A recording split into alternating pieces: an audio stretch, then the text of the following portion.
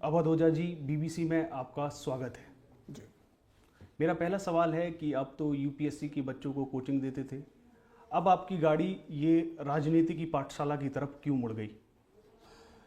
हर व्यक्ति के जीवन में फेस आता है, जैसे बड़े अच्छे अच्छे प्लेयर्स होते हैं, तो जब वो अपना खेलने का पारी पूरी करते हैं तो उसमें बहुत सारे लोग कोच बन जाते हैं।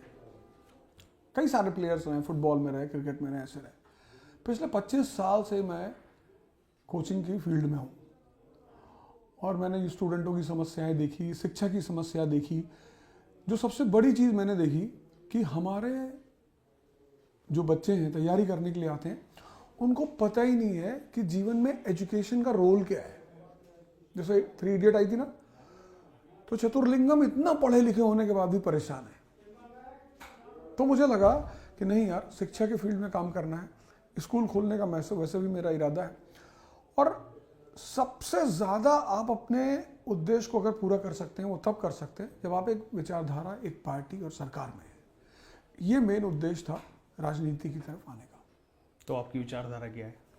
मेरी विचारधारा ये है कि हमारा समाज, रोमन्स, ग्रीक्स, चाइनीज, इजिप्शियंस, अगर हम इन सारे सिविलाइजेशन को पढ़ें तो हम एक ऐसे ऐसे नाम पाएंगे, जैसे हम नाम पाएंगे कन्फ्यूशियस, डायनोसियस। मतलब जिस वक्त अलेक्जेंडर ग्रीस से निकलता है उस वक्त वहाँ पे एक आदमी है डायनोसियस, वहाँ पे एक सूफी लेडी है डेल्फी, जर्मनी ने उसी के नाम पे सैटेलाइट लॉन्च की थी।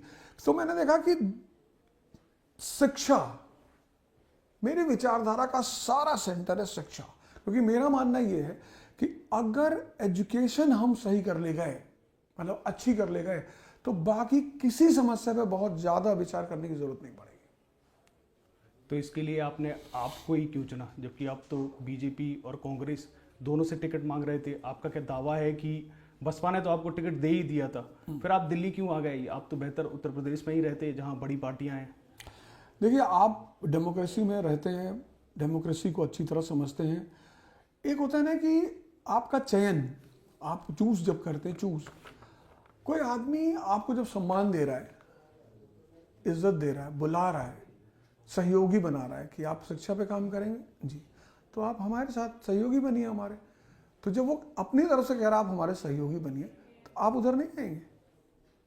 तो आम आदमी पार्टी ने कहा कि आप अगर हमारे सहयोगी बनेंगे तो हमें बड़ा अच्छा लगेगा, ज्वाइन कर लिया। तो आपकी पार्टी के जो शिक्षा मंत्री थे वो तो शराब घोटाले के आरोप में जेल में रहे हैं, और मुख्यमंत्री, पूर्व मुख्यमंत्री अरविंद केजरीवाल भी रहे हैं, और ये आप ही के शब्द हैं, आपने ही अपने वीडियो में बोला था कि ये लोग जेल गए हैं। तो अचानक से आपने शायद मेरा पूरा वीडियो सुना? जी, आपने उसमें बोला था, 3-4 जगह जिक्र किया था कि ये शराब घोटाला हुआ और ये सब ईमानदार पार्टी थी।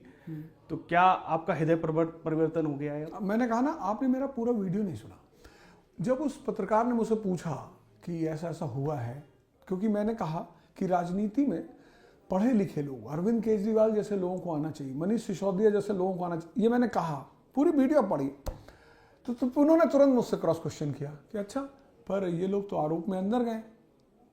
तो मैंने कहा आरोप सिद्ध हो गया? बोले नहीं। मैंने कहा सिद्ध हो जाएगा। फिर मैंने उनसे क्या कहा, आप उस लाइन पर ध्यान दीजिए। मैंने उनसे कहा कि जब भी जो जनता किसी का निर्माण करती है, जनता देख रही है ना, आपकी हैट्रिक होने जा रही है। वही जनता, पूरी दिल्ली में मैं घूम रहा हूं, हर आदमी कह रहा है भैया दिल्ली तो हम केजरीवाल को ही देंगे। क्यों देंगे?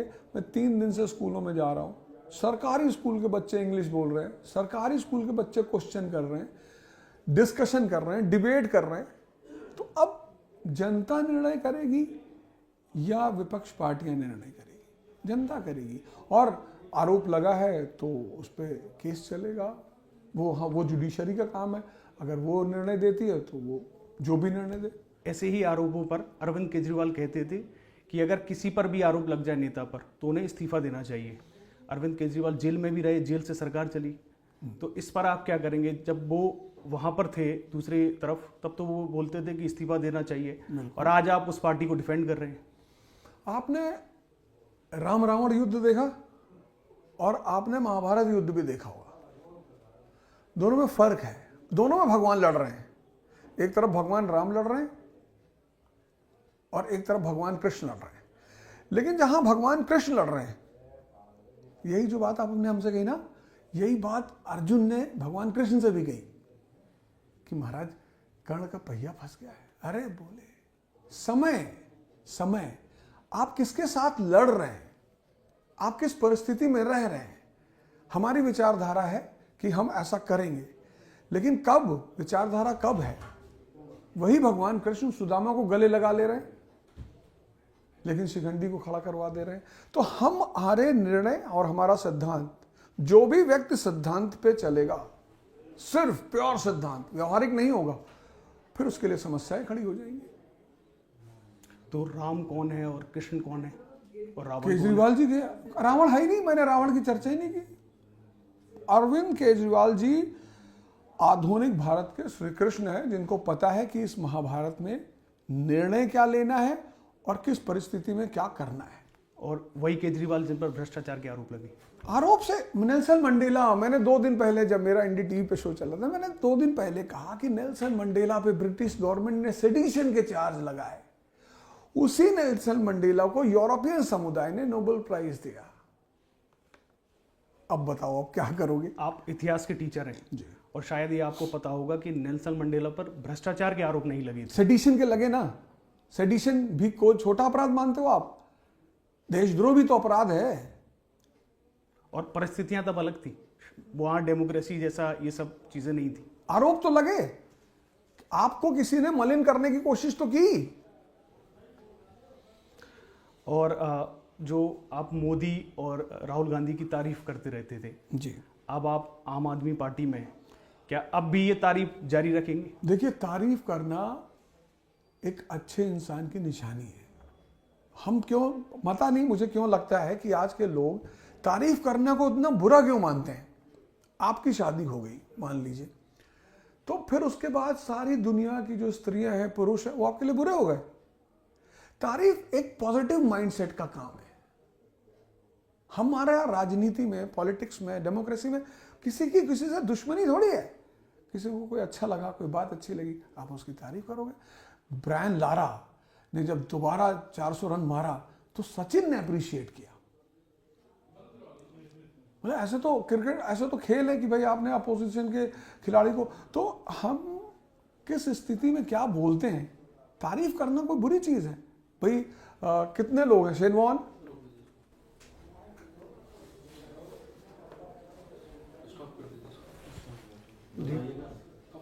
आपको मैंने बोला था ना कि हाँ, मतलब उल्टा सीधा सवाल नहीं करने चाहिए।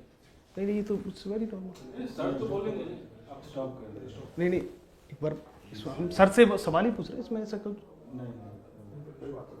Sir, it's very normal. हमने ऐसा कोई सर ऑब्जेक्शनेबल सवाल पूछा आपसे, मैं आपसे इतना पूछना चाहता हूँ। नहीं हम कैमरा वी विल करेंगे, लेकिन हम सर से पूछा, सर हमने कोई ऑब्जेक्शनल सवाल पूछा? अब ये देखो, मैं बोलता हूँ जी, पार्टी लाइन डिसाइड करेगी। ये तो ये लोग डिसाइड करेंगे कि वो